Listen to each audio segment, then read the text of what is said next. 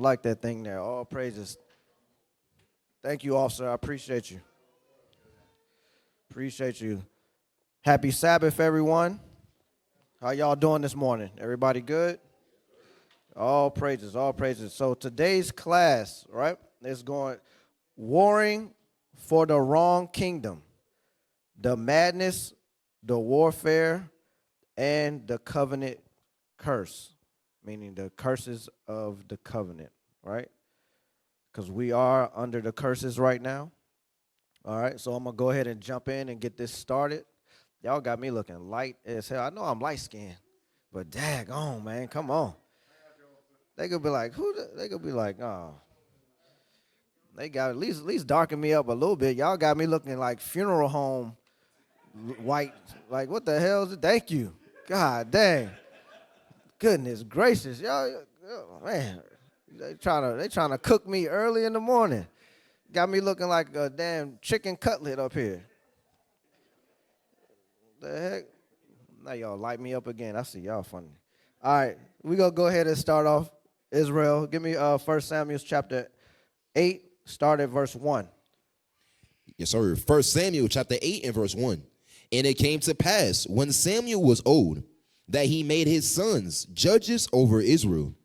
Now, the name of his firstborn was Joel, and the name of his second, Abiah. Stop. Excuse me. My bad. Jump to, okay, yeah, just read verse 1 and then jump to verse 5. 1 Samuel chapter 8 and verse 1. And it came to pass, when Samuel was old, that he made his sons judges over Israel. Verse 5. And said unto him, Behold, thou art old, and thy sons... I'm sorry, was it verse 4? Then all the elders of Israel gathered themselves? Yes, sir, verse 4. There you go. Verse 4, Then all the elders of Israel gathered themselves together and came to Samuel unto Ramah. So, remember, Samuel's sons, so all the elders came to him because of his sons, right? Go ahead, read. Verse 5. And said unto him, Behold, thou art old, and thy sons walk not in thy ways. So the sons didn't walk in the ways of Samuel. Samuel was following after the Most High in Christ. The sons wasn't, so they wasn't walking in his ways. Go ahead. Now make us a king to judge us like all the nations. So now the people wanted to be like all the other nations. They said, put a king and a judge over us. But remember, they already had a king over them. We had Christ over us. But our people didn't want Christ over. We didn't want Christ over us. So they said, we want to be like the other nations. Right? Go ahead. Verse 6. But the thing displeased Samuel when they said, Give us a king to judge us. And Samuel prayed unto the Lord. Go ahead.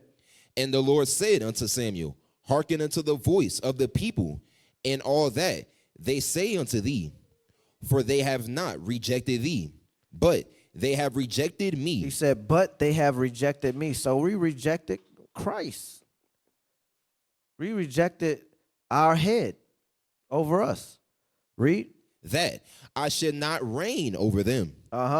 According to all the works which they have done since the day that I brought them up out of Egypt, even unto this day, wherewith they have forsaken me and served other gods. So do they also unto thee. Read. Come on. Now, therefore, hearken unto their voice. Howbeit, yet protest solemnly unto them, and shew them the manner of the king that shall reign over them. So it said, show them the manner of the king that shall reign over them. So since you don't want me to reign over you, to have power over you, Samuel, show the people, show Israel the manner of the king that's going to rule over them, that's going to have power over them, dominion. Read. And Samuel told all the words of the Lord unto the people that asked of him a king. And he said, This will be the manner of the king that shall reign over you. He will take your sons and appoint them for himself, for his chariots, to be his horsemen, and some shall run before his chariots. Read. And he will appoint them, and he will appoint him Come on. captains over thousands and captains over 50s, and will set them to ear his ground Go ahead. and to reap his harvest and to make his instruments of war To make his instruments of war. Go ahead. and instruments of his chariots. Meaning what? He's going to put them, what? He's going to make them soldiers. He's going to put them in his army, right? His military, right? Give me Daniel chapter 4, verse 17.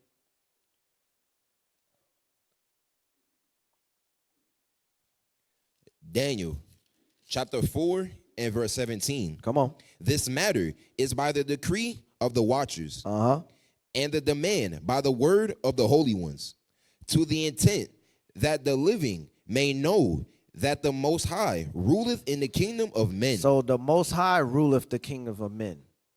He's still in charge. No matter what Israel say, he's still in charge. Go ahead. And giveth it to whomsoever he will, and setteth up over it the basest of men. So he setteth up over it the basis of men. Meaning what? Now we got the basis of man, the lowest dang nation on the totem pole over us. Why? Because we didn't want our king, we didn't want Christ over us. So now what? We commit sin, we're in captivity, and now they put the so-called white man over us because we didn't want our king over us. So he said he setteth up, read that again, and giveth it. And giveth it to whomsoever he will, and setteth it up over it the basest of men. The basis of men. Now give me Deuteronomy 28. Start at verse 15. So I have it written out so you know where to jump to.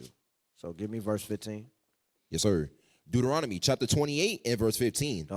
But it shall come to pass, if thou wilt not hearken unto the voice of the Lord thy God, to observe, to do all his commandments and his statutes, which I command thee this day, that all these curses shall come upon thee and overtake thee. So we always go out when we're on the street. We always read this to our people. But we always read to our people in here as well, because we have to, be able to identify with what is actually really being said here to us. You know what I'm saying? He's telling us, hey, look, if we don't keep God's laws, guess what? We're going to be cursed, a cursed people. Are we not a cursed people today? Yes. Because what? We not keeping God's laws. Now we come in here and we're trying to get ourselves together and we're trying to be perfect and we're trying to keep God's laws to the best of our abilities, right? But he said that they shall what? That all these curses shall come upon thee and overtake thee. And overtake us. So it's a lot of ways that our sins overtake us, all right, and how these curses overtake us. Verse 43.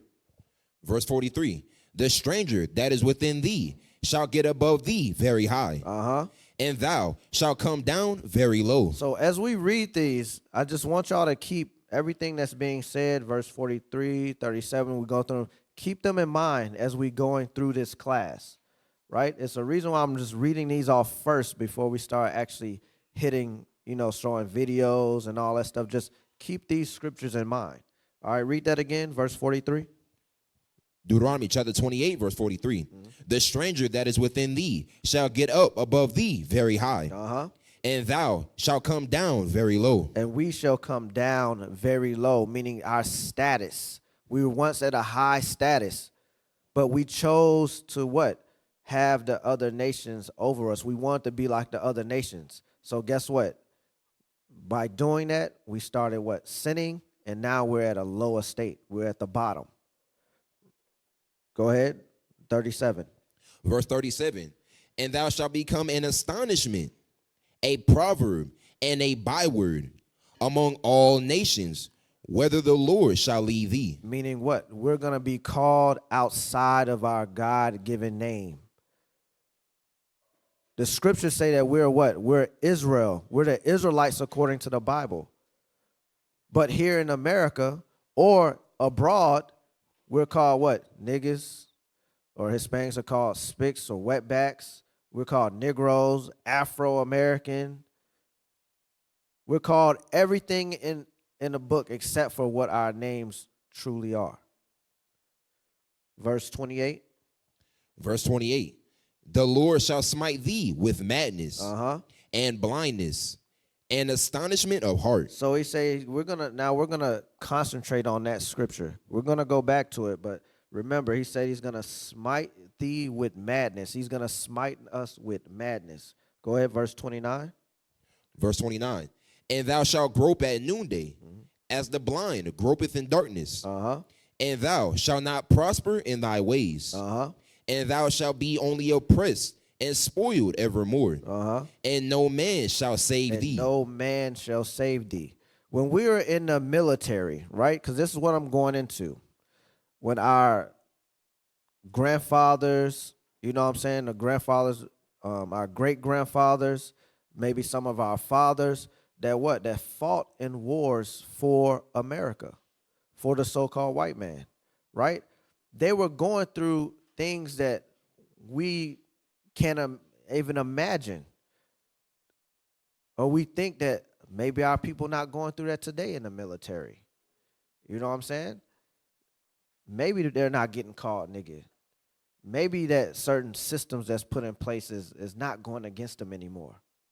Well, it is. It's still going against them in the military. That's why the title of the class is called Warring for the Wrong Kingdom. Our people are out here warring for the wrong kingdom. We still got some people that's thinking about joining the military. And some of them, they're in the truth. And you be like, what Bible are you reading? We know what's about to go down. We know what's happening. And you want to go and join the enemy and fight for the enemy? But as we go on this class, we're going to show you that they don't give a damn about us, even in the military. It don't matter what you do. They don't give a damn, right? So it says they shall grope at noonday. Go ahead, verse 45. Jump to 45.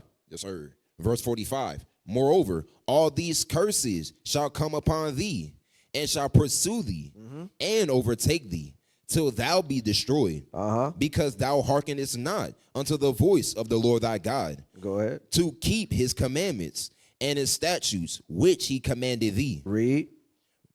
And they shall be upon thee for a sign, and for a wonder, and upon thy seed forever. So all these curses are going to be a sign for us to know who we are according to the Bible, right? And we're going to get into some of those. But jump back to verse 28.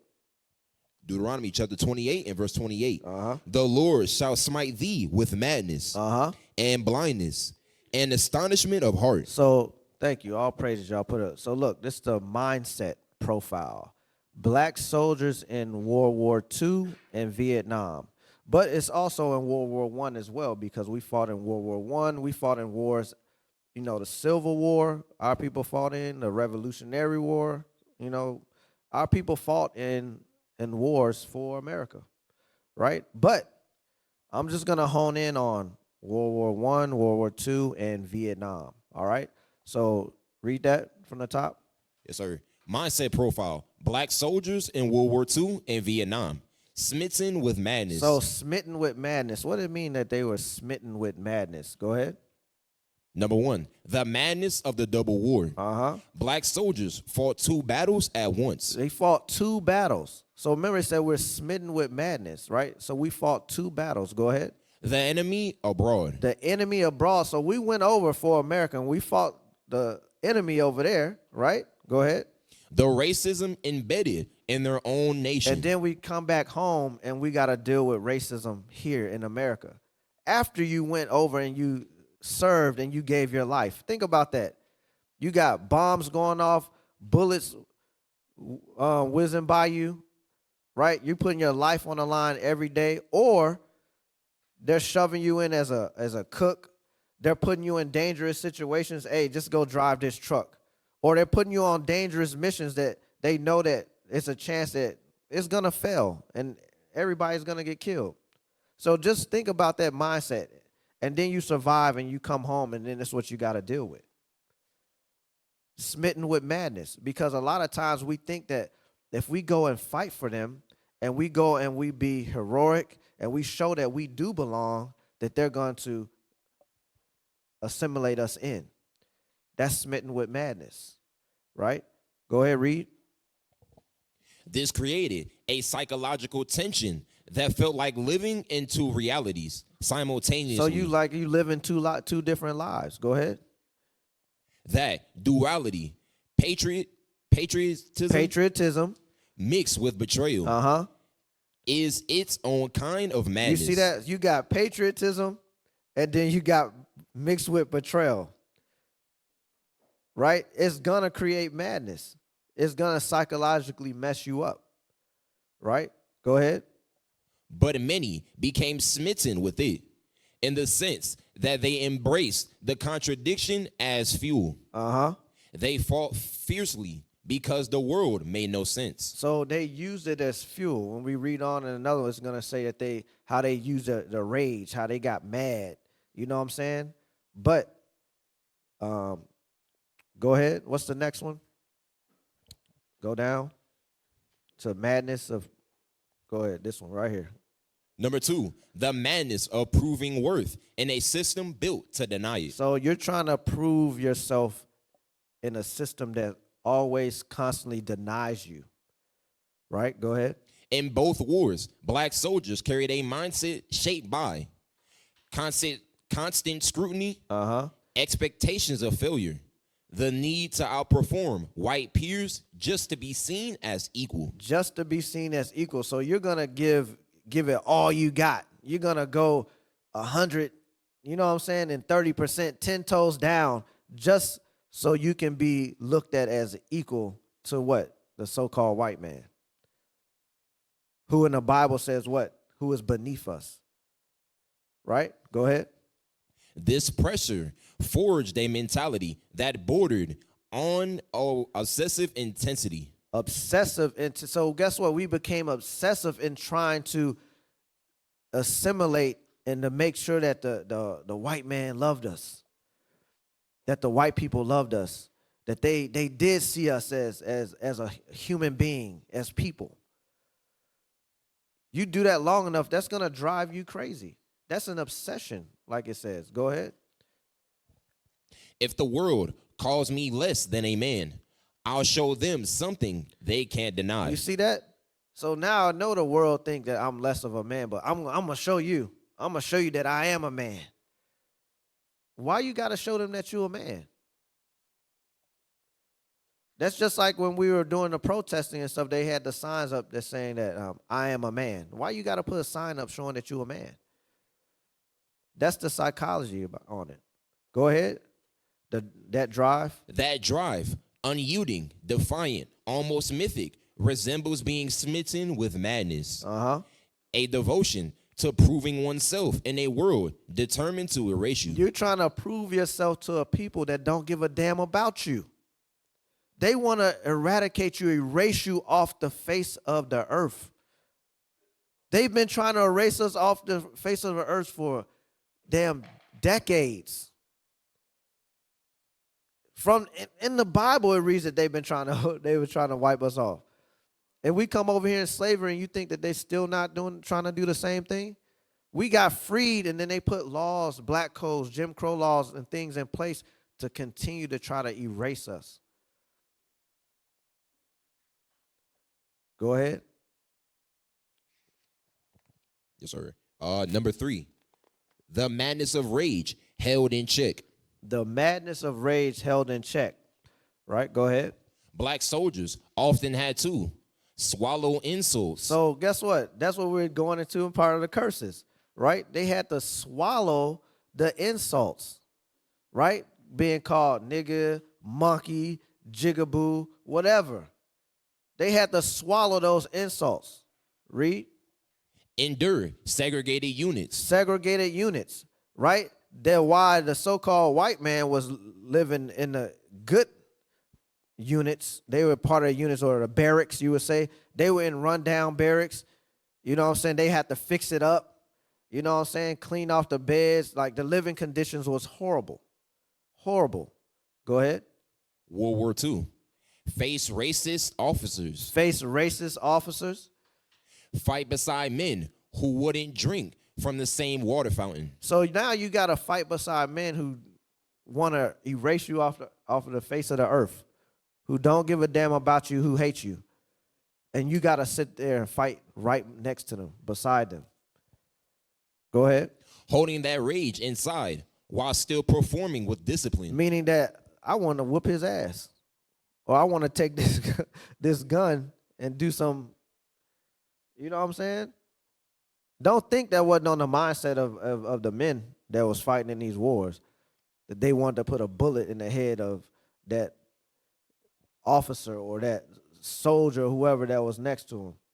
Don't think that it didn't go through their minds. Go ahead. Creates a psychological edge. Uh-huh. It is not instability. It's a contained fire. It's a contained fire. Go ahead.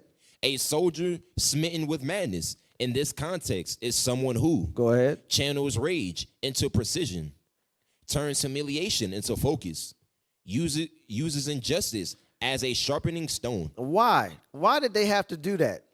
Why couldn't they just come out and say, you know what I'm saying, call him a cracker, I'm going to do that? Why did they fight him? Why didn't they do that? Because it goes back with the curses. Go back to Deuteronomy 28 and verse 65. 40, verse 29. Yes, sir. Deuteronomy chapter 28 and verse 29. Uh-huh. And thou shalt grope at noonday, as the blind gropeth in darkness. And thou shalt not prosper in thy ways. And thou shalt be only oppressed and spoiled evermore. And no man shall save thee. I'm sorry. Go back. Now jump down to, it said, and no man shall save thee, right? Now jump down to 60, read 65 and 66. Yes, sir. Deuteronomy chapter 28 and verse 65. And among these nations shalt thou find no ease. So you're not going to find no ease. So as you're in the military, you're trying to do things to be equal, to be seen as a man, as a human being, right? But they're putting obstacles and things in your way for you to fail or for you to get killed, right? So read that again, verse 65. Yes, sir.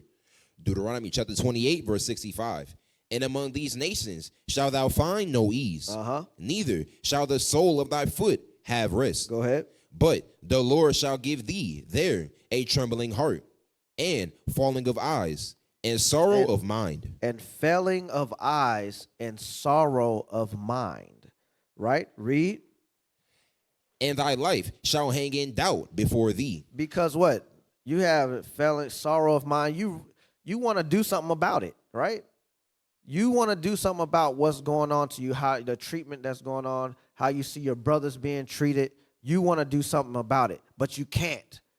Because if you try to do something about it, guess where you're going to end up? Dead. Hung, shot somewhere, dragged somewhere, and they go find your body floating somewhere. So they had to read verse 66. Yes, sir. Verse 66. And thy life shall hang in doubt before thee. And thou shalt fear day and night, and shall have no assurance of thy life. Have no assurance of your life. That's why they said it's a contained fire. They had to hold that anger in because they knew if they lashed out, that what? They would go get killed. It was going to be death. So they had to take that, right? So go ahead. Yes, sir. Verse 4. The madness of courage without recognition. The madness of courage without recognition. So let's see what things that happen. Go ahead. In World War II, black units like the 761st Tank Battalion fought with extraordinary valor, yet returned to Jim Crow. Yet they came back home to Jim Crow, right? So you got to think, you were over there and you fought. And a lot of the history of black soldiers, even Hispanic soldiers and so-called Native American soldiers over there, they erased the history of them fighting because they want to make it look like that they won the war. But in reality, if it wasn't for the so-called the black Hispanics and Native Americans in these wars, they probably wouldn't have won anything. But they had to use us. We were just slaves going in there and being used. And we didn't know we were being used. We were trying to what? Make ourselves what to the enemy? Equal to the enemy. We want them to love us. So we would go and fight, right? But when we came back home, we returned to Jim Crow laws, racism, and what? And denied what? Denied GI Bill benefits. And denied GI Bill benefits. Do you know what GI Bill benefits are? Who knows what GI Bill benefits are? Go ahead, officer. What's GI Bill benefits?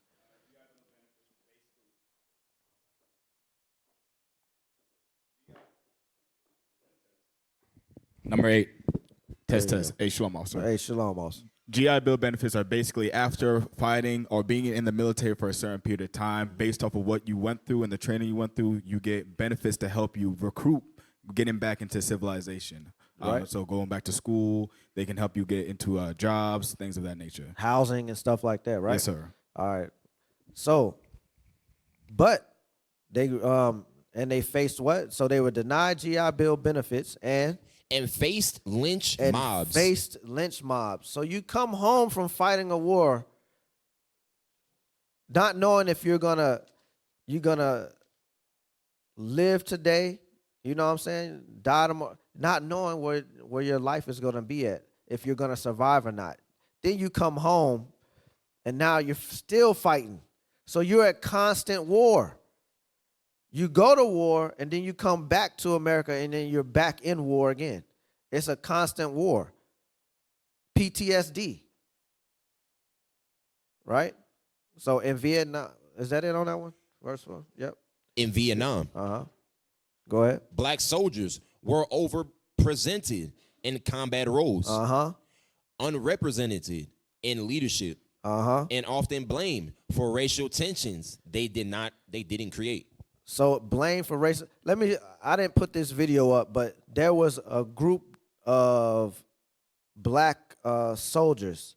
So they wanted to have black officers in the military. So I think it was maybe 10 of them or more. But they all went in and they all passed the test. Every single one of them had high scores. So Esau think, they might have cheated. We don't want to raise up all these niggas, they would say, you know what I'm saying, to be officers in the military. So they said, nah, y'all cheated. You're going to take the test over again. So they thought that they would make the test harder for them. So the men got together when it was lights out, and they, came together in a group. They had a little, created a little light or whatever for them, and they all studied together. Gather yourselves together, O nation not desired. They gathered themselves together and they studied. They went back in and took the test, and they got even higher scores. Even higher scores. So they had no choice but to make them officers. But two of them, they was like, nah, we're not going to make you officers. They got rid of them. But they had no choice but to make them officers. So they put us through all these obstacles just for us not to succeed, to deny us, right? You go and you get benefits, and they want to deny you your benefits that you earned. And they want to deny you those benefits. But go ahead.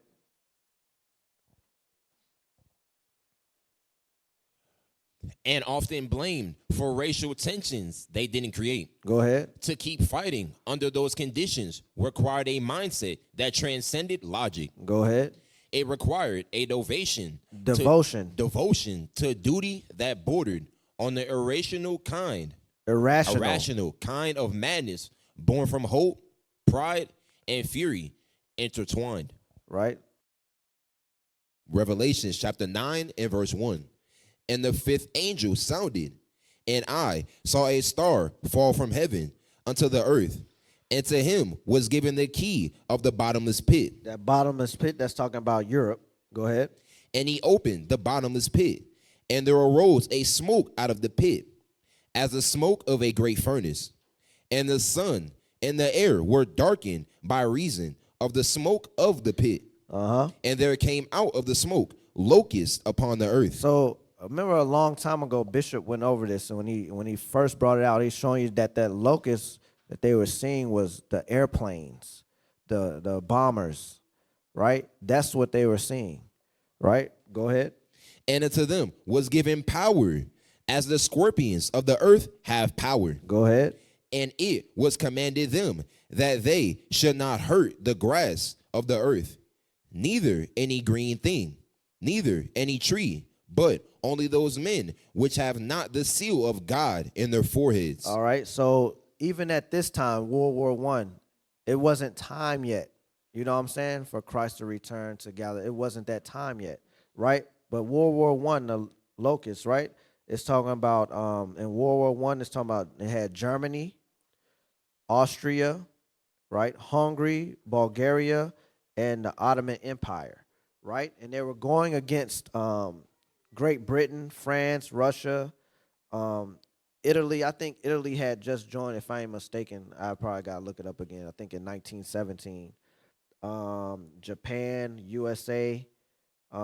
So, you know, you heard of they had, what was it called? The Axis and the Allies and the Axis, right? If y'all look that up, it'll show y'all who the Allies are, which I just read, in which Great Britain, France, Russia, the Allies, and then the Axis, Germany, Austria, Hungary. Y'all just look it up, who the Allies are, who the Axis are. But go ahead, verse 5. Verse 5. And to them it was given that they should not kill them, but that they should be tormented 5 months. And their torment was as the torment of a scorpion when he striketh a man. So it's talking about the 5-year war, World War I, all right, from 1914 to 1918, right? And when it's talking about the, you know, those planes, they had the rear gunner that shot. That's what it's going into with the scorpion, the rear gunner. All right, that's what he's seen. So that's World War I. Jump down to verse 12. Revelation chapter 9 and verse 12. One woe is past, and behold, there come two woes more hereafter. So 2 woes are coming up after. So you had World War I. The next woe will be what? World War II. So it says 2 woes thereafter. The next one after World War II is what? World War III, right? So give me Revelations, but we'll get there. Give me Revelations 6 and 8. Revelation chapter 6 and verse 8. And I looked, and behold, a pale horse, and his name that sat on him was Death, and hell followed with him. So this is talking about the so-called white man, right? When you read in Habakkuk 2, talking about his soul is not upright in him. But go ahead. And power was given unto them over the fourth part of the earth. Over the fourth part of the earth, right? So let's stop right there. Go to, give me that. Nope, I don't want that. Give me that map. Do it in the order that I have it on there. So the fourth part, y'all heard about the book? You know, Bishop and leadership bring it out all the time. The fourth part. Y'all heard about the fourth part, correct? Y'all the book he bring it out. He show you how it's talking about America, right? So Martin, go ahead, read that. Martin Waldseemüller's, I'm butchering his name. Waldseemüller's, all right, his 1507 map. It says this is the first known map to label the New World as America, right? So this is in the fourth part. All right, go ahead, give me that you had up before.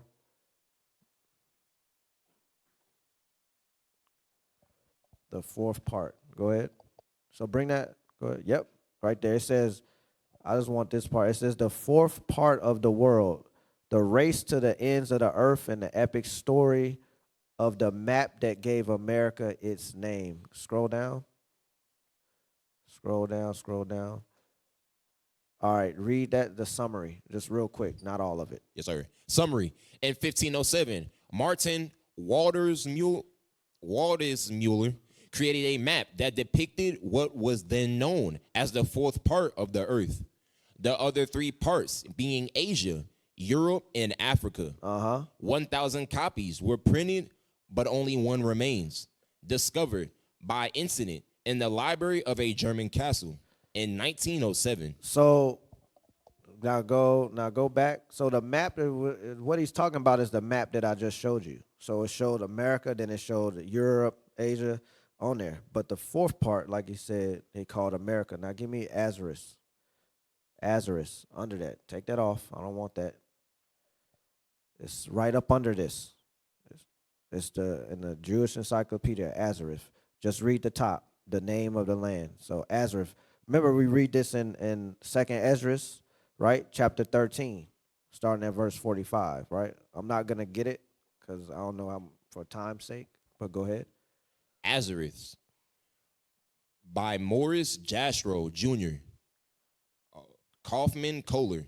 You don't have to read all that. Just Azareth and then read the name of the land beyond. Yes, sir. The name of the land beyond the great river, far away from the inhabitation of men, in which the 10 tribes of Israel would dwell, observing the laws of Moses until the time of the restoration. Restoration. Go ahead. According to 2nd Esdras 13, 45. and 45. Go ahead.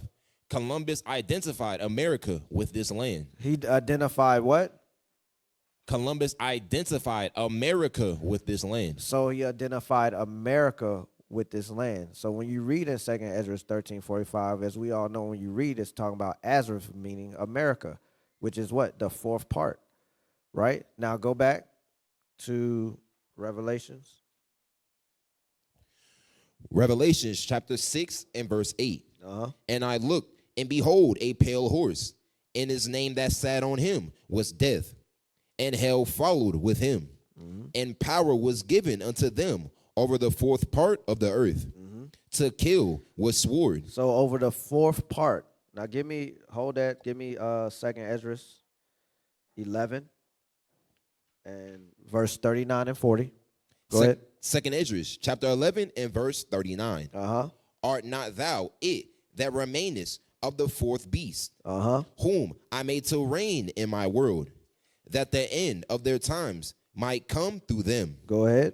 And the fourth came and overcame all the beasts that were past, and had power over the earth with great fearfulness, and over the whole compass of the earth. Go ahead. With much wicked oppression, and so long time dwelt he upon the earth with deceit. So now jump to 2nd Esdras chapter 12. So this is talking about America. All right, the fourth beast, which is the eagle, is what you're reading about, right? It says it compassed the earth with much wicked oppression. Does not America oppress the whole entire earth? Do not they put tariffs on everybody? Recently, they put tariffs on Venezuela. Venezuela didn't what? Go into a famine. And a lot of our people forgot about that. They went into a famine. Bread, food went up high. They couldn't afford it. They were eating freaking zoo animals. They were in a famine. Then they come up out of it. And then America come back over and tell them, well, you know y'all are in that famine because Maduro. He had nothing to do with it. But they will play into the minds of the people. They'll put you in a condition, and then they'll come around and try to be the savior. Also, they can what? Steal and get the resources and get what they want. They're diabolical. But they've been doing that since what? Day one. Go ahead. Go ahead.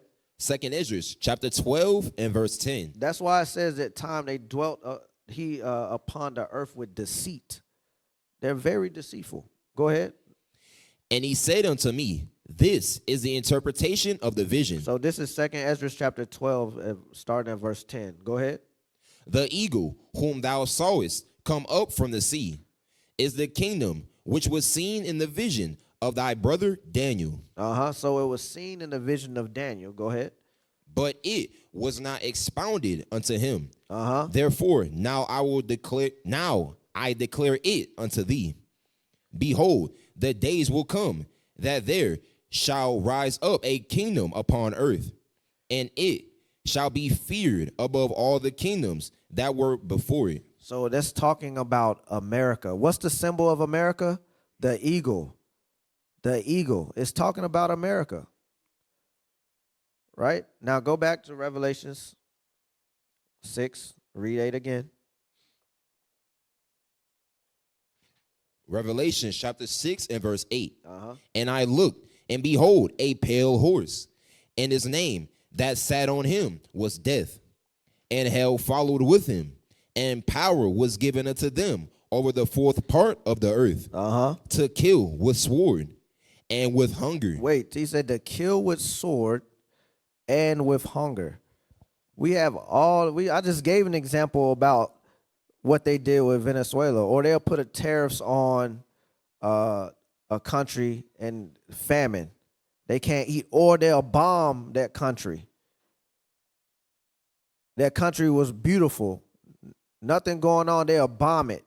Go in and get the resources. Now the people that's still there are living in squalor. That's what they'll do, destruction all over. Go ahead. And with death, go ahead. And with death. Come on. And with the beast of the earth. And with the beast of the earth. So the beast of the earth, remember it's talking about the zoonosis, when Bishop went over that a long time ago, about zoonosis, how they would create certain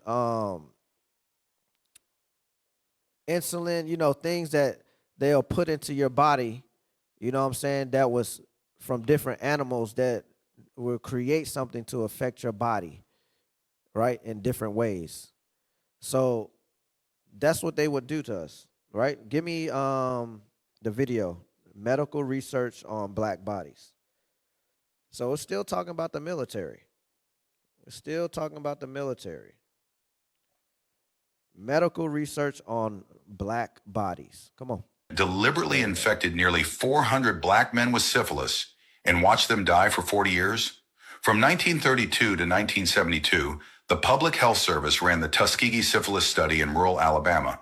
They told participants they were receiving free health care for bad blood. But it was all a lie. Researchers were studying untreated syphilis progression in black bodies. These men had no idea they were infected or being used as human lab rats. When penicillin was discovered as a cure in the 1940s, doctors deliberately withheld treatment. For 3 more decades, they watched these men suffer, go blind, and lose their minds. Wives got infected. Children were born with the disease. Researchers documented every symptom, every death, every tragedy they caused. This wasn't some rogue experiment. The government knew and approved. It only stopped in 1972 when a whistleblower exposed the truth to newspapers. By then, 128 men had died and countless families were destroyed, all in the name of medical research on black bodies. All right, so that's the Tuskegee Airmen. They did that when they were what? In the military. That's what they did. That's zoonosis. That's the beast, when it says the beast of the earth, the zoonosis, that's what that is. They experimented on us, gave us diseases. They were what? Trying to erase us, trying to wipe us out. That's their number one goal, is to wipe us out. Right? Give me Nehemiah, chapter 9, verse 36 and 37. Because when you're in the military and you sign that paper, guess what? Your body is no longer yours. You don't own your own body. If you go out and you break your arm, you can get discharged, or they can take your pay from you. Right? If they want to experiment on you, they can do that. I remember before I had went into the military, right? I had, my orthodontist or whatever, he said, you will never have to get your wisdom teeth taken out. They'll never affect your teeth. It won't affect you. You're good. I go in, next thing I know, I'm laying in the damn dentist seat. I can feel everything. I can feel the crackling, everything in the back of my mouth. And that was an experiment on me because they wanted to use me to help a student, a person that was, you know what I'm saying, learning how to extract, you know what I'm saying, wisdom teeth. You're an experiment in there. When you go in there, everybody will stand in a line, and you'll walk through the line, and it's like, that's all you hear in the line, because you getting poked in the arms, wherever. They just shooting you up with stuff. And then you get in this other line, and everybody bent over on the table, ass out. Nah, for real, ass out. And they sticking you needles all day. That's what they do. You don't know what they're giving you, but you can't deny. You can't say I ain't taking it. Your body no longer belongs to you. They can do what they want to do with you. Go ahead, read that. Nehemiah chapter 9 and verse 36. Behold, we are servants this day, and for the land that thou gavest unto our fathers, to eat the fruit thereof and the good thereof. Behold, we are servants in it. We are servants in it. Go ahead. And it yieldeth much increase unto the kings whom thou hast set over us, because of our sins. Also, they have dominion over our bodies. They have power over our bodies. So once you sign on that dotted line, you don't have no power. That's it. Your body is no longer your body. You're subject to whatever they want to subject you to. That's what it is. Go ahead. And over our cattle at their pleasure. And we are in great distress. And we are in great distress. All right, give me that video. America took generational wealth from black military men. Go ahead. Did you know the government promised 16 million veterans the American dream, then broke that promise based on skin color? In 1944, Robert Taylor returned from Normandy, where he fought alongside white soldiers to defeat fascism. The GI Bill promised him a home loan and college education, just like his white brothers in arms. But when Robert walked into the VA office in Mississippi, everything changed. The all-white board rejected his application immediately. Perfect credit, steady job, war hero didn't matter. Meanwhile, white veterans with identical qualifications got approved the same day. They steered Robert toward vocational training while whites received full college funding. The banks wouldn't serve him. The neighborhoods were whites only.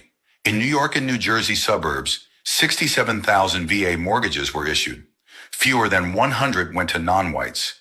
This wasn't individual racism. This was the Willie Lynch blueprint in federal policy. While white veteran families built generational wealth through home ownership, black heroes like Robert stayed trapped in rental poverty. One policy created the modern racial wealth gap. So that's not the only thing they did to our people to where they you know what I'm saying, eradicated our generational wealth. Because, you know, we had Black Wall Street. We had different places that was in Chicago, Arkansas, California. We had different places where we had our own towns, our own businesses that they just destroyed and wiped out. But this right here, you will go fight and you would think, okay, I made it home. You know what I'm saying? I can take care of my wife and kids. Or I can go ahead and get me a house. I can start me a family. You know what I'm saying? I can do what's right. What they would call it, the American dream, right? The house, they say the house with the white picket fence. You know what I'm saying? And then you go in there, you have perfect credit, right? You have everything lined up to get what you need. And they say, nah, nigga, we ain't giving it to you. We denying you. So imagine what that's going to do to you psychologically, smitten with madness. Imagine how that's going to affect you. But they tell our people to what? Oh, we give you jobs or pull yourself up by your bootstraps. But yet you have all these obstacles in front of us. before we can even get to where we're trying to get to. That's what they do. And they'll make it, and they'll turn it around on us like we're the problem, that we're not where we're supposed to be.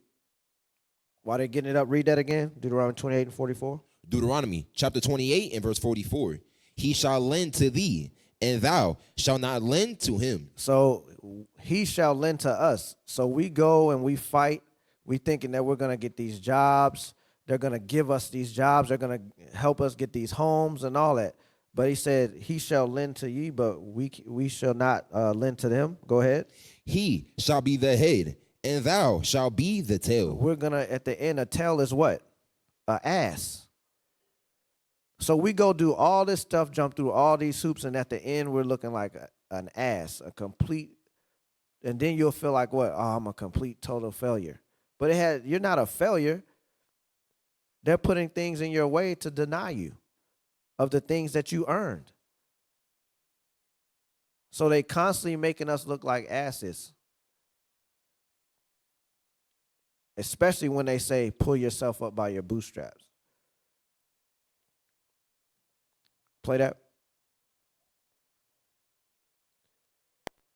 What he says will change your way of thinking. I went for a job and they sent me to the state employment agency. You know what they told me? Well, I see you have a minor infraction here for public intoxication while driving a motor vehicle. So I said, what that mean? I did 3 tours over there, 2 voluntary tours. You didn't say nothing about that little infraction when I was over there fighting people. Stop. So he said, this is before he joined the military. He said, y'all didn't say nothing about that when I was signing up, when I went over there and did 3 tours. Do y'all know what 3 tours is? In Vietnam, a tour could go from anywhere from 6 months to a year in the military. I know. A tour. So he went and did 3 tours. My thing is I love history, right? So I like to watch movies. I watch movies on Vietnam and stuff. You got to think, those men were over there getting slaughtered. They were getting put on suicide missions over there. And for him to go do 3 tours and survive, and then you come home and they tell you you can't get a job. How many here saw the movie Dead Presidents? Dead Presidents. Y'all got to watch some movies, man. Y'all got to do something. My wife always, I ain't watching movies. I don't know. I don't know what you're talking about. You always watching movies. But, yeah, guess what? When class, and you ask, hey, you watch this movie, it's relatable. So if y'all haven't seen the movie Dead Presidents, watch that movie. Brother went to Vietnam. He came back home. He couldn't get a steady job. The friend he was over there with, drugged out. A lot of them over there got on drugs over in Vietnam to try to cope with what they were seeing and what was going on. And they come back home and they on them drugs. And they can't find a job. So what do you think they're going to fall back on? Them drugs. They go use the little money that they give them to have a little crappy apartment with no furniture, just a damn lawn chair, maybe a TV, but they shooting up drugs. That's what they do to our people. But yet our people want to go and try to join with them and fight for what? Fight for what? Like I said, you're warring with the wrong kingdom. Warring with the wrong kingdom. And think you're going to see different results. You're not going to see no different results from these people just because you're trying to get next to them and fight alongside them. They don't see you as equals. They don't see us as human. They don't see us as men. They don't see us as women. We are just objects and slaves. That's it. That's it. Play that. My friends from Brownsville, Harlem, and Memphis style. Some of them don't have no waist from down to up. Some of them can't see. Some of them are just shell shocked. You dig it out? Lucky, I got a Chinese-made rifle bullet in my foot. It make me feel like I want to. Every who made me go over there. Every who said I had to go. That goes from them put the stamp on the letter who sent me the token to the bus that took me to Fort Dix. Every single one of them. That's how it make me feel. So he said they forced them to go, meaning what? What were they doing in that time? Like World War I, I'll say World War II, Vietnam. What were they doing? What did they have in place? A draft. They had a draft in place. And when they put those drafts in place, guess who communities they hit? Our communities, the so-called Black, Hispanics, and Native Americans. They hit the ones that's in poverty. They hit those communities, right? Give me, what do I have next on here? Psalms 94, 20, 21. So you go and fight for them. When it's come to the GI Bill and all that, laws are passed for that, for you to be able to have that and to be able to utilize it. But they put things in place like the Black Code laws and the Jim Crow laws, and you think that stuff went away. It has not gone away. But they put those stuff in there to circumvent what the law says and what you're supposed to be getting. But go ahead and read that. Psalms chapter 94 and verse 20.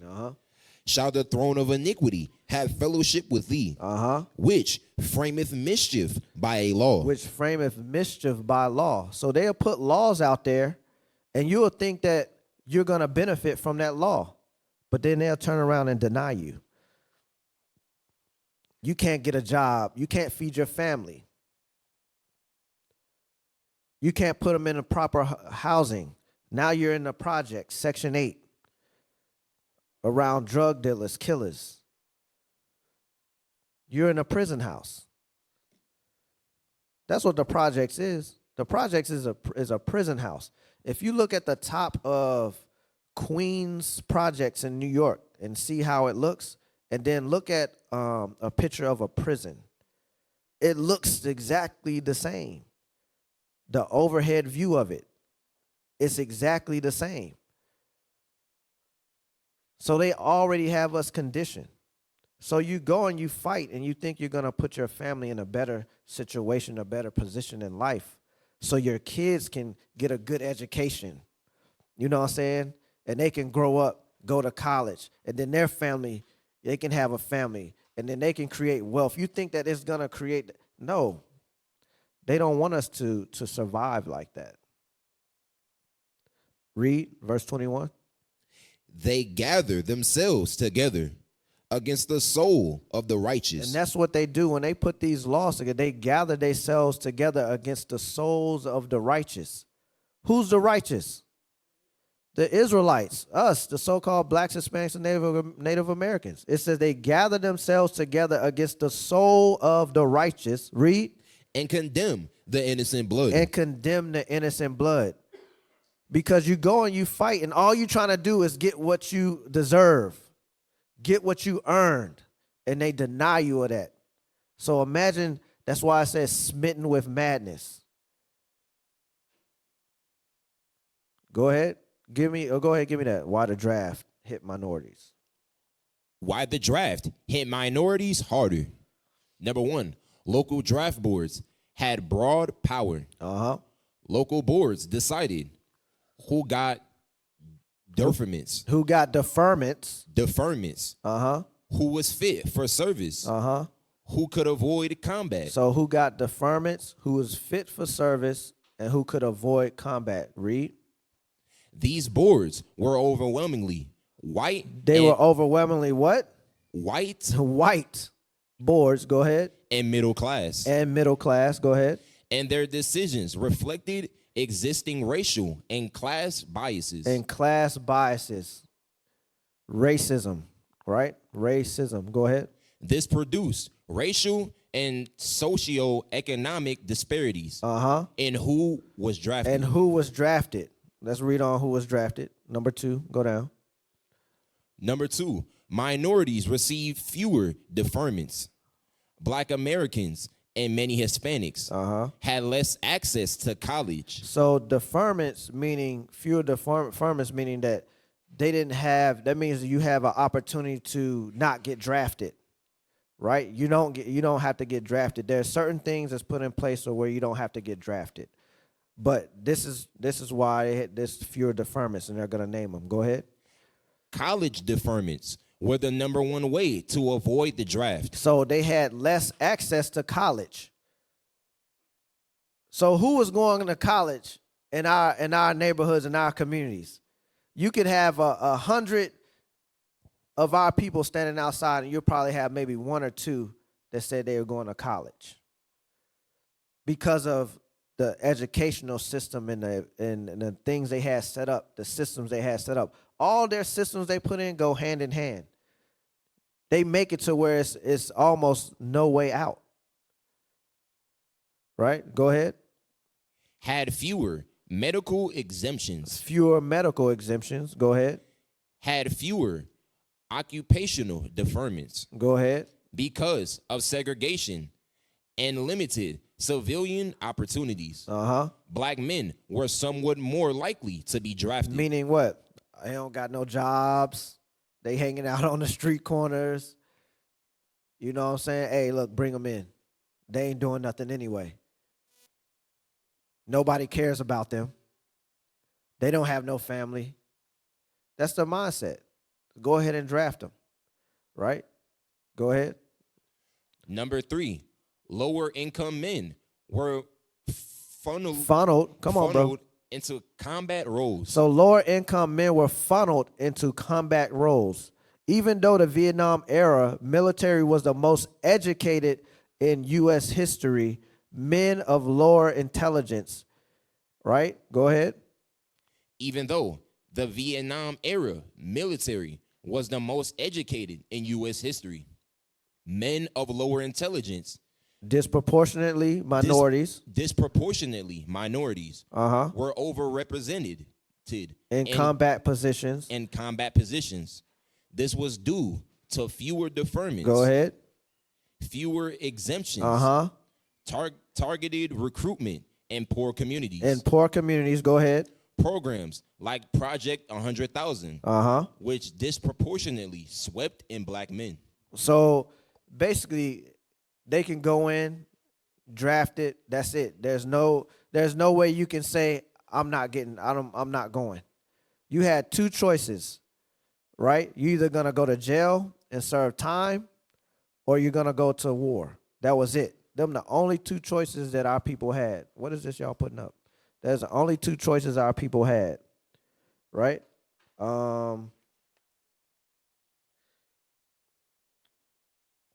You can go ahead and get that. Give me Revelations 11 and 14. Real quick. Revelations 11, 14. Y'all can take that. Oh, y'all got it up there. That's cool. That's cool. Yes, sir. Revelations chapter 11 and verse 14. The second woe is past, and behold, the third woe cometh quickly. So what's the third woe? World War III, right? So guess what's coming up? What are they talking about? Get that video. Play that. We only play a little bit of it.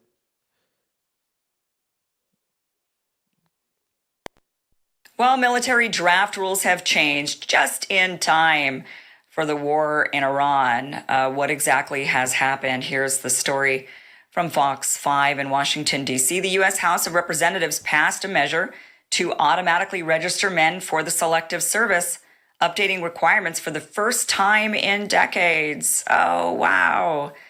Just as we're in war now, to be fair, they did pass this in December. So this was in the December NDAA. And the rule change goes into effect this coming December 2026. So starting in December of 2026, all males aged 18 to 25 years old, or really 26, will be automatically registered for Selective Service. Now, stop real quick. So who you think that's targeting? Us.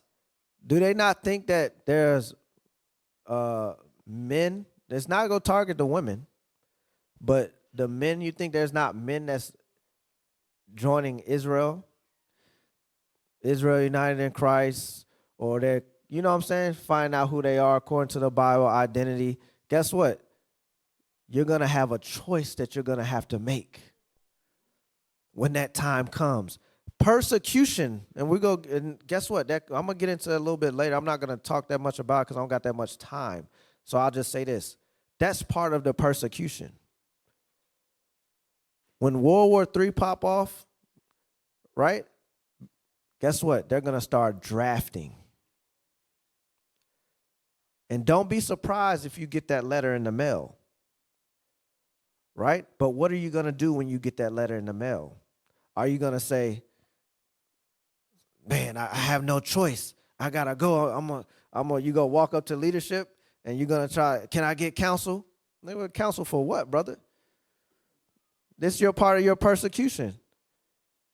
So what you going to do? You got a choice. You go to jail or you're going to go over there and fight. So if you're young and you married, you got to, turn to your wife. Hey, listen, I'm about to go away. You got to hold it down. Because a lot of times in war, a lot of women think that, well, what part do I have to play in this? Well, guess what? When the men went to war and they went out to war, guess what? The woman held it down. She held it down. So that's what y'all have to do. Y'all have to hold it down.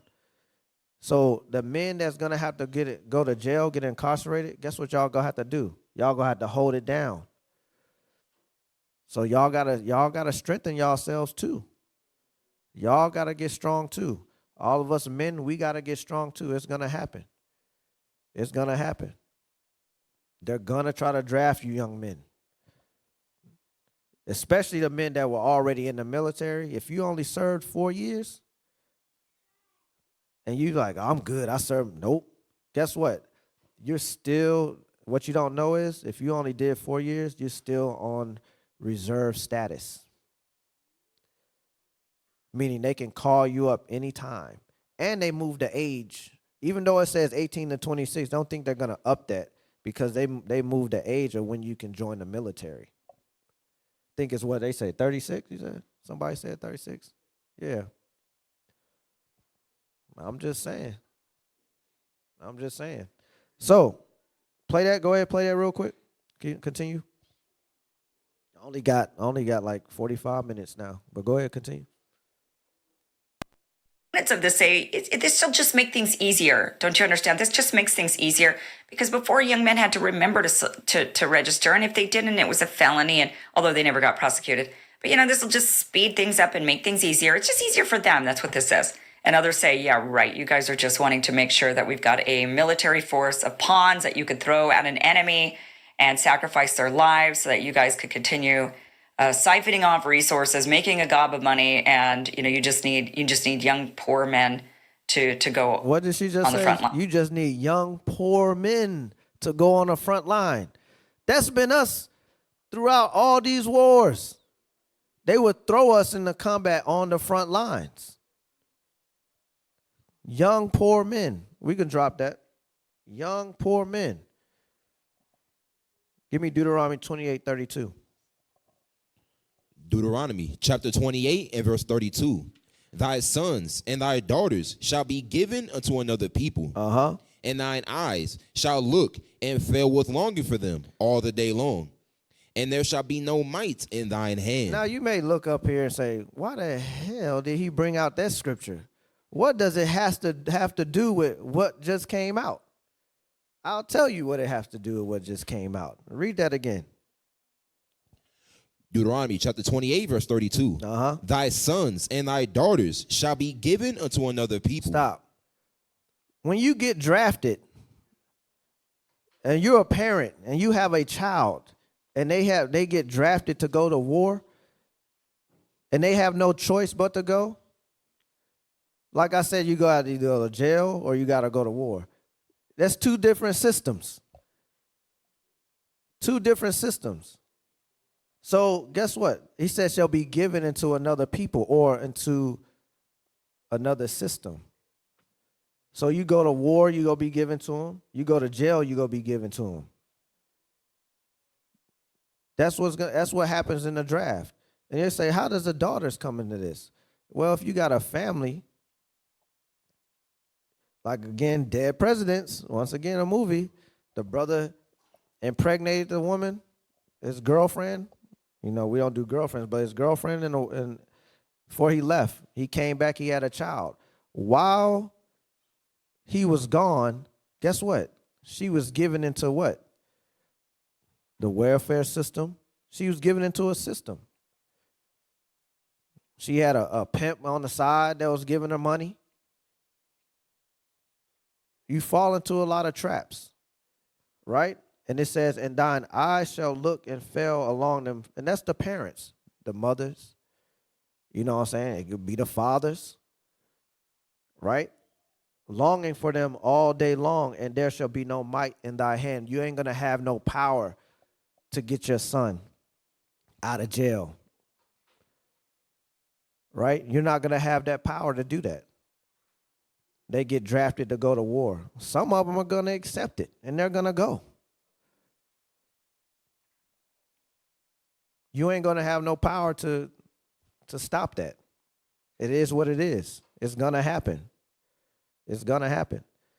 Give me that book, the Strength for the Fight. Yes, sir. Remember what I told you to read? Yes, sir. Soldier? Yes, sir. Okay, all praises. Go ahead, put that up. Yes, sir. Where it says helping defeat. Helping defeat America's foes did not gain acceptance within the military. So another word for foes, as y'all probably know, is enemies, right? So helping defeat America's foes, enemies, did not gain acceptance within the military. So even though we went over there and helped, it still didn't gain, we didn't gain no acceptance, like I was talking about earlier. Go ahead, read. Besides fighting the wartime enemy, Black Americans faced traditionally, when the firing died away, no more than a token number of blacks remained in the ranks. Besides fighting the wartime enemy, Black Americans faced a second and far more dangerous foe, racism. So he's saying that we faced a far more dangerous foe, racism. But racism ain't an enemy. You know what I'm saying? It's the people that push it, that push the system behind it. That's your enemy, right? But go ahead. Which sharply restricted their opportunities within the armed services and in civil society. So within the military and when you come back home, right, in society, it affected you, right? I have on here, it says racism is not a dangerous foe, meaning enemy, that restricts black and brown people, Israel, but the people who follow, push, and force perversion of racism are a dangerous foe, meaning they are our enemy. Who pushes that? The so-called white man. Give me that real quick. I'm going to jump off of this part because I got to move quickly. Give me the book, White Fragility, right? Page 28. We go move fast. Got to move fast. All right. Read that. White supremacy. Yes, sir. White supremacy. White supremacy. Come on. White supremacy. White supremacy in this context does not refer to individual white people and their individual intentions or actions, but to an overarching. Yeah, go ahead. Political, economic, and social systems of denomination. Of domination, meaning power. Go ahead. Again, racism is a structure, not an event. So it's a structure. It's something that the so-called white man, Esau, put in place. It ain't something that just happened. Like what we just read in a book, and when it's talking about, oh, racism is our foe. No. The so-called white man is our foe. He's our enemy. Right? Because he put those structures in place. It ain't something that just fell out the sky and happened out the blue. Right? Go ahead, drop that. Give me the Iceman. Iceman real quick. Yep. Iceman inheritance. Go ahead. Go ahead, read that. This book is racist. Uh-huh. For among other things, I will attempt to show that racism itself is a predisposition of but one race of mankind. Uh-huh. The white race. The white race. The white race. Go ahead. I believe that I can show that our converging Contemporary crisis, contemporary like racism itself, have their origins in the prehistory of the white race alone. We attribute various threats to our survival to man's folly, but this is conscious and self-protecting infumanism. I can't even say it. Infumanism, all right? Euphemism, excuse me. Woo, I'm trying to read fast. Nuclear war, environmental pollution, resource rape, all their primary threats to our survival, and all are the results of peculiarly Caucasoid behavior, Caucasoid values, Caucasoid psychology. There is no way to avoid the truth. The problem with the world is the white man, is Esau. That's the problem with the world. That's the white man created structured racism, right? Go back. So it says, give me that, put that up, what I have on my page where it says the institution's intended purpose on my on the paper I gave y'all. Yeah, right there. So look, it says right here, the institutions, so law, intended purpose, justice, right? And we're gonna talk about justice in a second, because I'm gonna have to move fast. Justice, right? Racist perversion, criminalization of identity, right? The next one is education. The intended purpose, you're supposed to get knowledge, but guess what? It was segregation, unequal resources, right? We didn't have the school books. We had rundown schools, all that. We didn't have the money to be able to get a proper education, right? Economy, meaning what? Opportunity. Exclusion, exploitation, meaning we were denied every time we turn around, right? Religion, whatever. So they gave us Christianity, right? They gave us the Baptist church, all that. You know what I'm saying? The purpose was it's supposed to be guidance, but there's no guidance in there. There's no guidance in these churches. Look at them now. Look at them now. It's one big concert. They twerking in the churches, all that. There's no guidance in those churches, right? But there's guidance here in Israel United in Christ, right? Now, give me the video. Esau didn't sugarcoat crap. Now it's going to be cursing in here, just to let y'all know. It's going to be cursing. This is Paul Mooney. He's funny. I like him. He's a comedian. But he's real. He always spoke real stuff. Go ahead, play that. And the reason they said, Paul, why don't you sugarcoat? I ain't sugarcoating shit, because white folks didn't sugarcoat shit to me. White folks didn't give a goddamn. When they didn't want me at their schools, they could have sugarcoated. Well, Paul, perhaps next year we're overcrowded. Now we can work some. They didn't say, no, nigga, you can't go to the school because you are nappy-head, wide-nosed nigga. We don't want niggers here. They didn't sugarcoat shit. I got over it, so white folks, you get over me. I lived through the shit, you'll live through it. Because they get mad. They say all kind of shit about me. Oh, it's Paul. It ain't me. This shit was here when I came here. And it'll be here when I'm going to drop dead right now. Racism's are here. It's here forever. It's in the blood. Because white folks owned us, and they will never get over it. Because I'm going to tell you why. I read the white book. Getting away wasn't a chapter, okay? We tricked their ass. We got away. And they ain't going to never be the same. They ain't been happy since. Go back and watch all that old shit. When they owned us, white folks are some happy white people.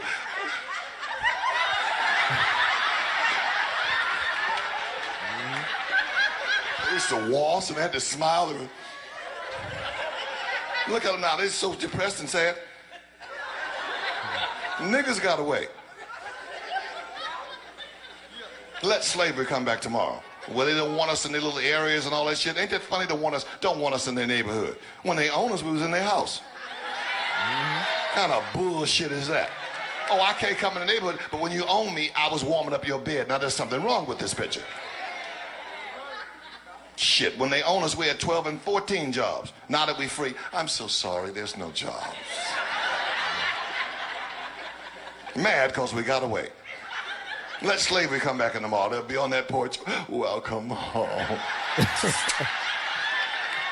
Get your rest. You got to go to those 12 jobs in the morning. So he said they didn't sugarcoat it. You know what I'm saying? He said, why should I sugarcoat it? So the same with us. We're not going to sugarcoat who Esau is, who the white man is, who the devil is according to the Bible. Those days are over. You know what I'm saying? Why sugarcoat it? You know what I'm saying? But give me Sirach 12. Sirach, chapter 12 and verse 10. Never trust thine enemy, for like as iron rusteth. It's like iron rusted. Go ahead. So is his wickedness. Though he humble himself and go crouching, yet take good heed and beware of him. And thou shalt be unto him as if thou hast wiped a looking glass. And thou shalt know that his rust hath not been altogether wiped away. Meaning what? He's always going to be what? He's always going to be what? Yeah, our enemy, but he's always going to be what, though? That's the same thing as enemy. Wicked. Racist. Yep, there you go. Have perpetual hatred. He's going to always have perpetual hatred. Like it says in what? It was Ezekiel 35. Always going to have perpetual hatred, right? Go ahead, verse 16. Verse 16, an enemy speaketh sweetly with his lips, but in his heart he imagineth how to throw thee into a pit. So that's what he do. Oh, man, you come join the military, you know what I'm saying? You better get an education, you better get a good job, yada, yada, yada. Speaking good things to you, go over there and you fight for them, you come back, and they're like, we don't got no job for you, nigga.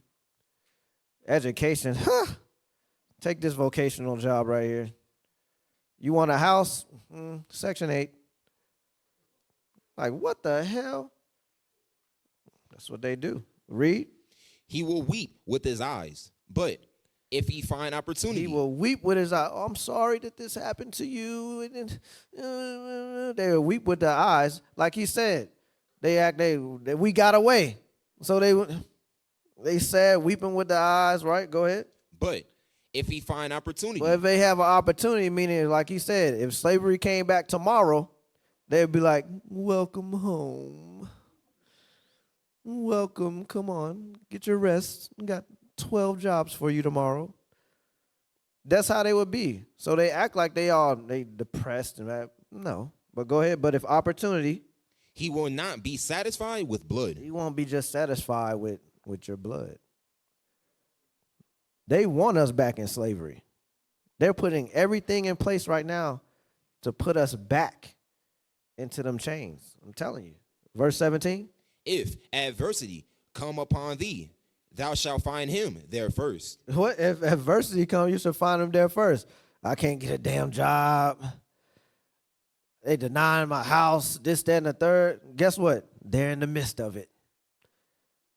Whenever you're going through some shit, excuse my language. Whenever you're going through adversity, they're in the midst of it. They're there. Go ahead. And though he pretend to help thee. So even though he pretending like, oh, man, I got you. I'm going to help you out. Go ahead. Yea, shall he undermine thee. He go undermine you. He's going to make sure he puts stuff in place and then come back and be like, oh, man, I couldn't help you. I'm sorry. I don't know what to do. It's out of my hands. That's what they do. It's out of my hands. Y'all know y'all heard it. Some people out there looking. Y'all heard that before, huh? It's out of my hands. I can't do anything about it. Lying. Verse 18. He will shake his head and clap his hands and whisper much and change his countenance. Verse 12. Verse 12. Set him not by thee, lest when he hath overthrown thee, he stand up in thy place. Meaning what? Don't be buddy. Don't put them next to you. You know what I'm saying? You got to be mindful of them. You know what I'm saying? You can use them because they use you. Try to use them as much as you can. But don't be buddy with them like they're there for your benefit. No, they don't give a damn about you. They're going to try to extract and get as much out of you as they can and then throw you off in the trash.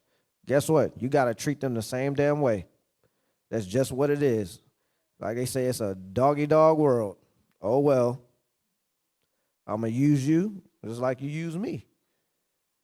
That's just what it is.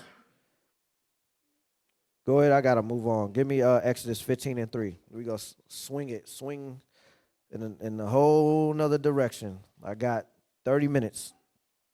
Go ahead. Exodus 15:3. Let's go. Exodus chapter 15 and verse 3. Uh-huh. The Lord is a man of war. So he said the Lord is a man of war. Right? Go ahead. The Lord is his name. The Lord is his name. So the Lord is a man of war. He is a man of war. Give me Judges 3, verse 1 and 2. Judges chapter 3 and verse 1. Let's go. Now these are the nations which the Lord left to prove Israel by them, even as many of Israel as had not known all the wars of Canaan. Go ahead. Only that the generations of the children of Israel might know, to teach them war. To teach them war. Go ahead. At the least, such as before knew nothing thereof. So it came a point where we didn't know war. They put the other nations around that would teach war. So guess what? We got men that were in the military that were taught how to war, how to defend themselves. We got men who did MMA. We got men who did boxing, things of that nature that were what? Taught how to defend themselves. And that's what they bring it in here to teach our the young men, the men, how to what? War again. How to basically protect yourself. Right? We're not saying we're going to go out there and we're going to have guns and we're not doing all that. That ain't what we're about. But we are going to defend ourselves if something happens. And so that's why they had to be taught again. So guess what? How that's going to happen? We have men that were put in position that were in the military, and now they're in the you know what I'm saying, in the truth, or did boxing, MMA, they're in the truth. So now they can teach the young men on up how to defend themselves, how to protect themselves, right? Go ahead. 1 Samuel chapter 17 and verse 20. Uh-huh. And David rose up early in the morning and left the sheep with a keeper and took and went as Jesse had commanded him. Uh-huh. And he came to the trench as the host was going forth to the fight, and shouted for the battle. Go ahead. For Israel and the Philistines had put the battle in array, Uh-huh. army against army. Army against army. So what do they call Israel? They call Israel an army. So we're an army. Think about that. We're an army. They called Israel a army, right? Get Joshua 5. I'm going to try to speed this. Joshua 5.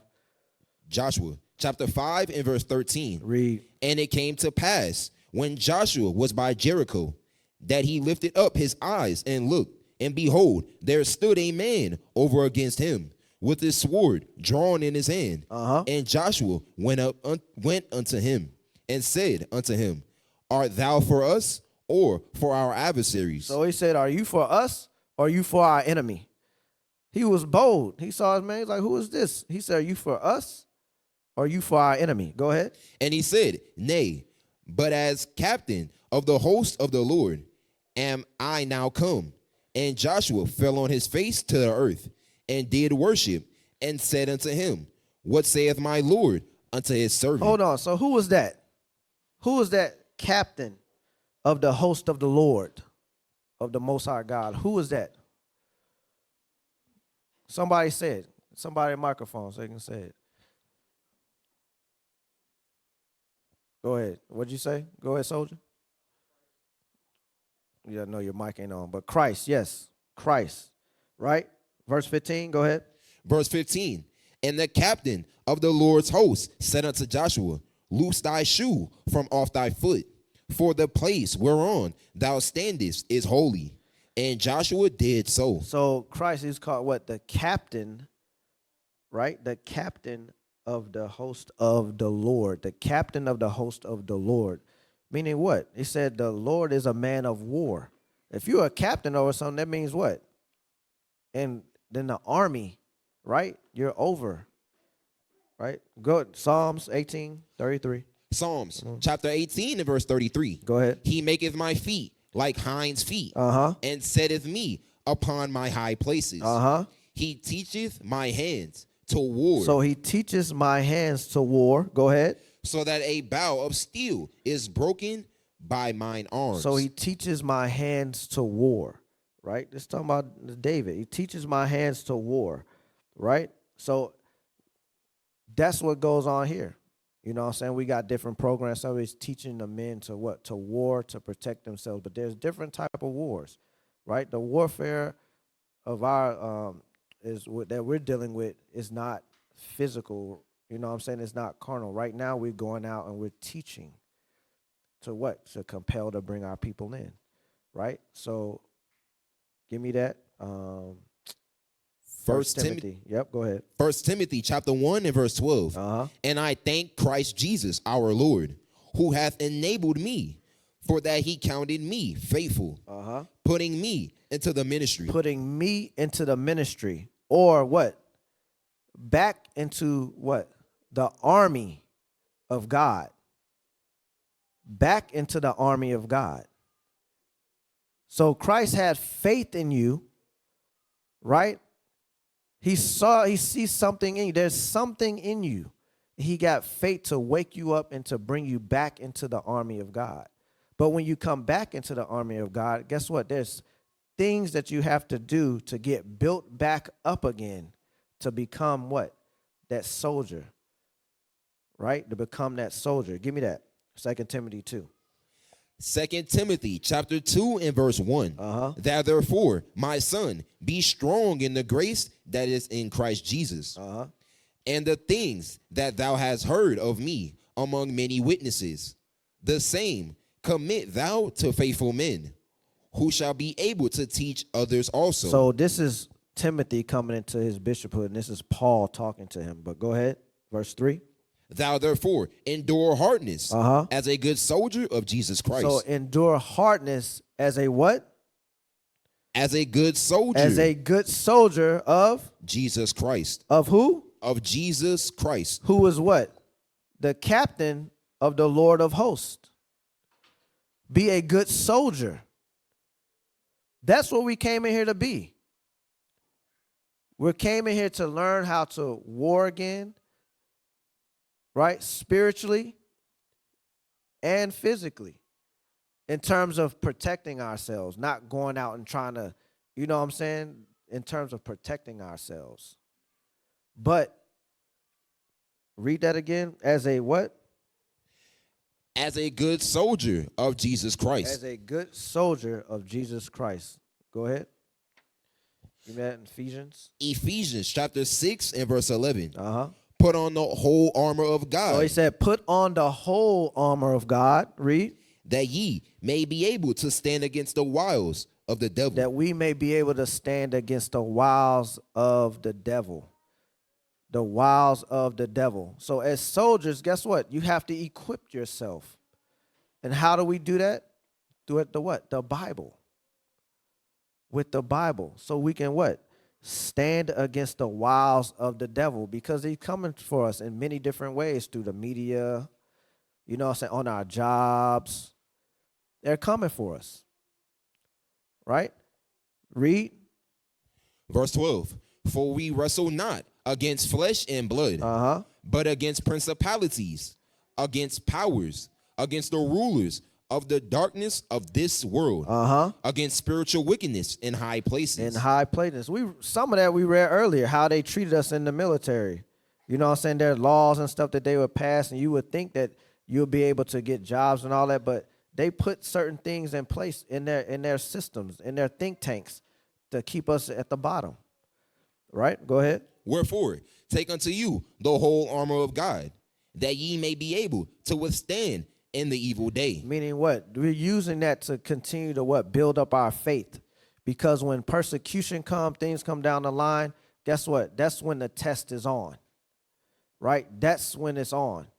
How much have we built up our faith to be able to withstand those wiles of the devil that's going to come?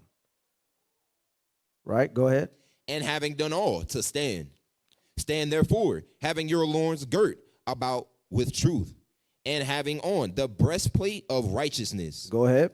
and your feet shod with the preparation of the gospel of peace. Read. Above all, taking the shield of faith, Taking the shield of faith. Go ahead. wherewith ye shall be able to quench all the fiery darts of the wicked. Meaning what? What does a shield do? Protect. Who's our shield? Christ. So having a faith in Christ, right?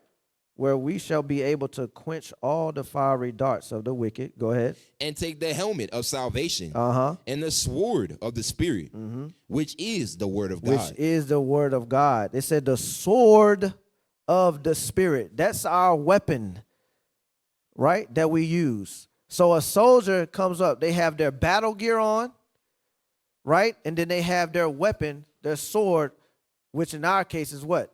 The Bible, right? But in the scripture, he also said what? Sell what? Sell what? I can't even say it right now. Your garments, what? And get what? And get a sword. Because you gotta what? Protect yourself.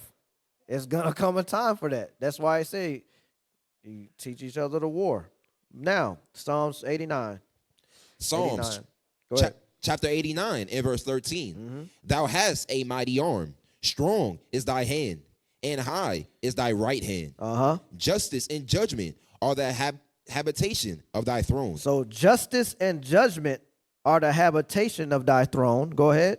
Mercy and truth shall go before thy face. Meaning what? Justice and judgment comes through who? Justice and judgment comes through who? That's why I said, the strong is thy hand and high is thy right hand, right? Justice and judgment are the habitation of thy throne, right? Justice is going to come through Christ, right? But how are we playing our part, right, to usher that justice forth, right? Give me Second Corinthians. I'm going to get into that. Give me 2 Corinthians. 2 Corinthians chapter 10 and verse 3. For though we walk in the flesh, we do not war after the flesh. Uh-huh. For the weapons of our warfare are not carnal. Real quick. He said the weapons of our warfare are not carnal. Go ahead. But mighty through God to the pulling down of strongholds, casting down imaginations and every high thing that exalteth itself against the knowledge of God. So that's what we're doing when we're going out and we're teaching. Hey, give me that in Luke real quick about compel them. Luke 14. Compel them.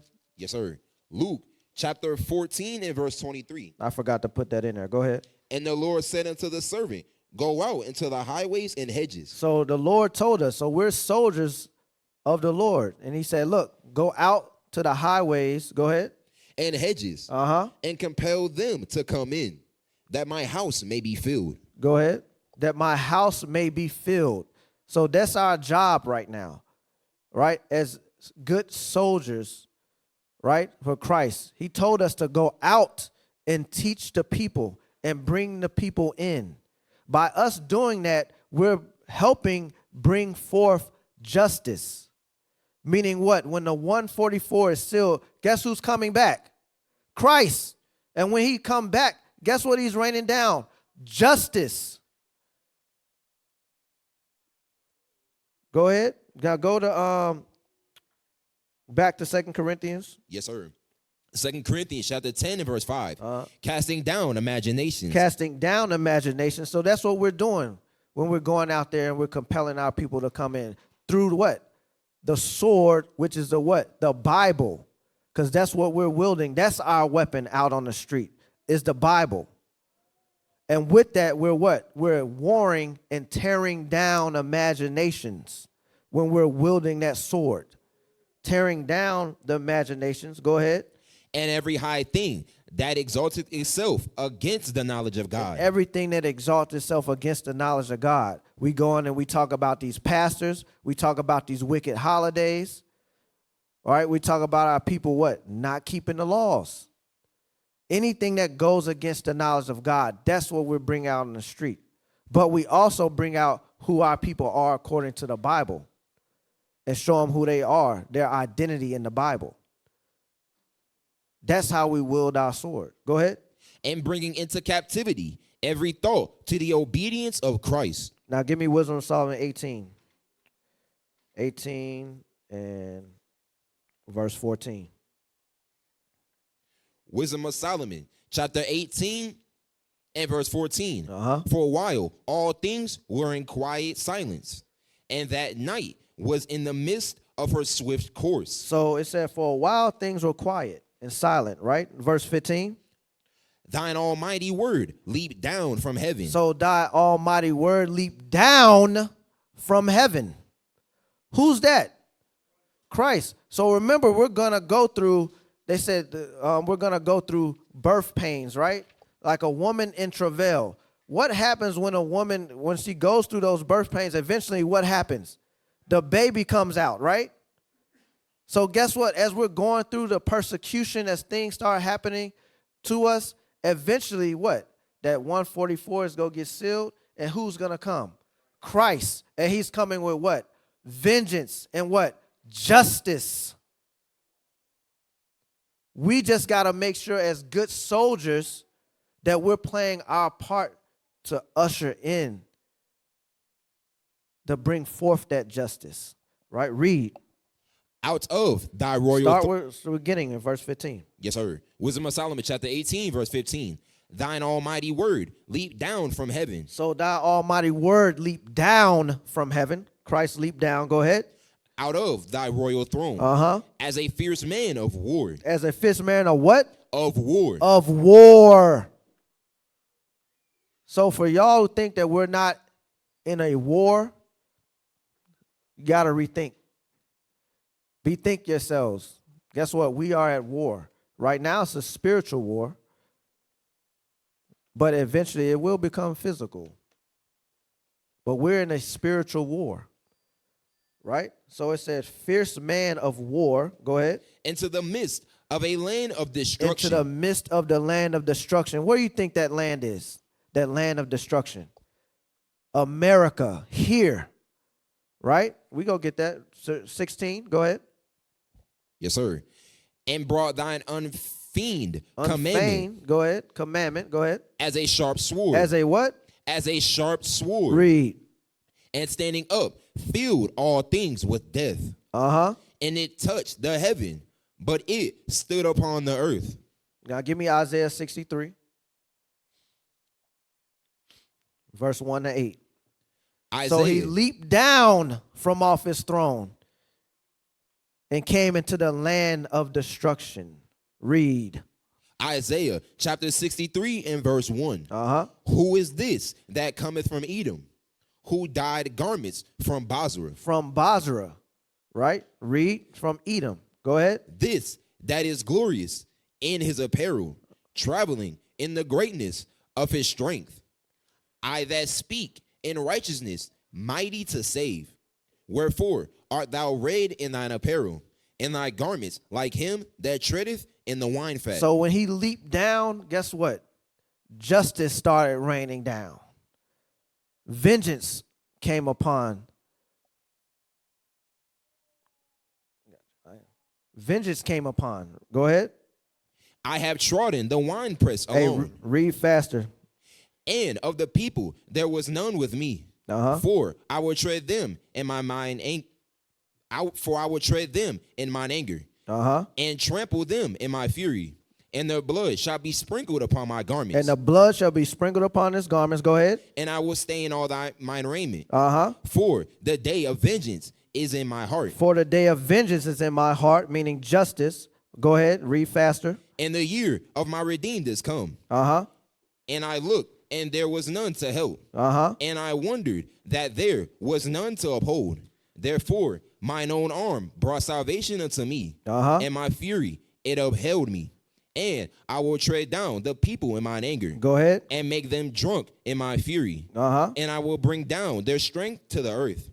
I will mention the loving kindness of the Lord, and the praises of the Lord, according to all that the Lord hath bestowed on us, and the great goodness toward the house of Israel, which hath bestowed on them according to his mercies, and according to the multitude of his loving kindness. Go ahead. For he said, surely they are my people, children that will not lie. So he was their Savior. He was our Savior, our justice. We're going to get justice through Christ. Now, give me that video. We got real quick because we got to shut it down. The alternative is justice. Stop after he says justice. All right? Go ahead.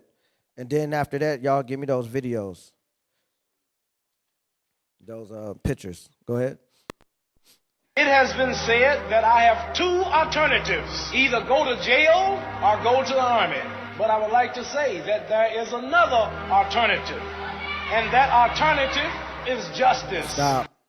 There's the other alternative is what? Justice. For us, justice is what? We're going to do our part as good soldiers of Jesus Christ, right? We're going to do our part, right, to bring forth justice, right, as good soldiers, meaning what? We got to sit, we got to learn, right, and we got to go out and we got to reach our people, right? But right here, go show those pictures of the general. It's the general right here, right? The bishops. Show that exceeding army.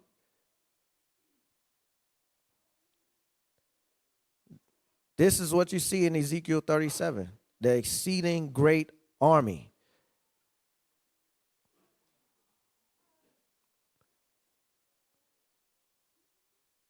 This is right here. You see that? All of us in here. That's what's helping bring forth justice, usher in justice, right? Sons of God! We're going to take this city. We're going to take the kingdom. We're going to rule them hard. This is war! This is war! This is war! I'm here for the win. Well, to get it again. The Lord call it taking the kingdom. Want what's mine. Taking my time. Turning and taking your freedom. Risen from the ashes. After the lashes. Call it a beautiful tragedy.